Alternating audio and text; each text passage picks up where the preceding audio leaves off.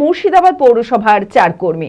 2012 থেকে 2022 সাল পর্যন্ত পৌরসভার 100 কোটি টাকার দুর্নীতির অভিযোগে হাইকোর্টের দ্বারস্থ হন 16 নম্বর ওয়ার্ডের কাউন্সিলর প্রসেনজিৎ মণ্ডল।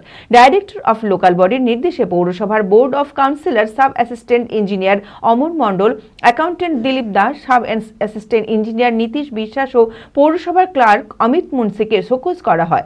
শোকজের রিপোর্ট পাওয়ার পর ওই 4 জনকে চাকরি থেকে বরখাস্ত করে সেই 4টি পদে নতুন কর্মীদের নিয়োগের সিদ্ধান্ত নেওয়া হয়। মানসিক স্বাস্থ্যের জন্য সবার আগে যে নামটি মনে ভেসে ওঠে, সুস্থ মনের ঠিকানা মনোবীক্ষণ। যোগাযোগ নাম্বার 7477799516।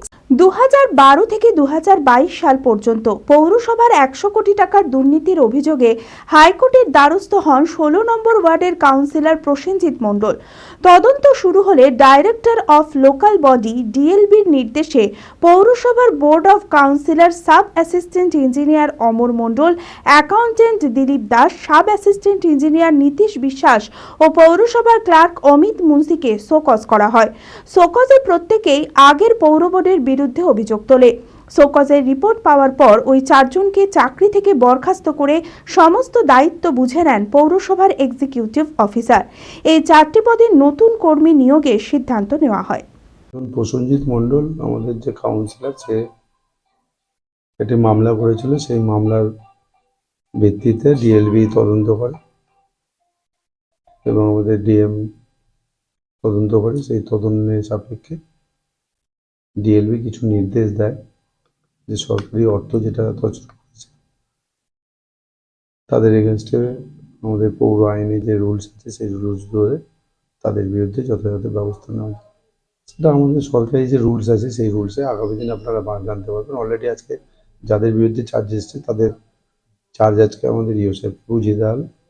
আগামী দিন যাকে যে অধ্যায়ে দেওয়া এনারা কী হবে, সরকারি রুলসে সাসপেন্ড হবে, পরবর্তীকালে কোর্ট যেটা অর্ডার দিবে সেটা হবে। মিটিংটা মূল ডিএলবি একটা নির্দেশ দিয়েছে আমাদের ডাইরেক্টর অফ লোকাল বডি। অর্থ তছরূপ আছে, হাউস প্রবল আছে, প্রচুর কেস আছে, যেটা মহামান্য আদালতের কাছে 100 কোটি টাকা তদন্তের জন্য যেটা আমাদের 16 নম্বর ওয়ার্ডের কাউন্সিলর ডিমান্ড দিয়েছিল, তার বেসিসে ডিএলবি তদন্ত করেছিল এবং ডিএম সাহেব তদন্ত করেছিল। তদন্ত সাপেক্ষে প্রমাণিত হয় যে এরা জড়িত এবং আগের বোর্ড যারা চালিয়েছে তারাও জড়িত এবং তারা রিটেন দিয়েছে যে এগুলো সব তখনকার যারা নেতৃত্ব দিয়েছে বা চেয়ারম্যান ছিলেন তাদের নির্দেশে এগুলো হয়েছে। নাম বলছে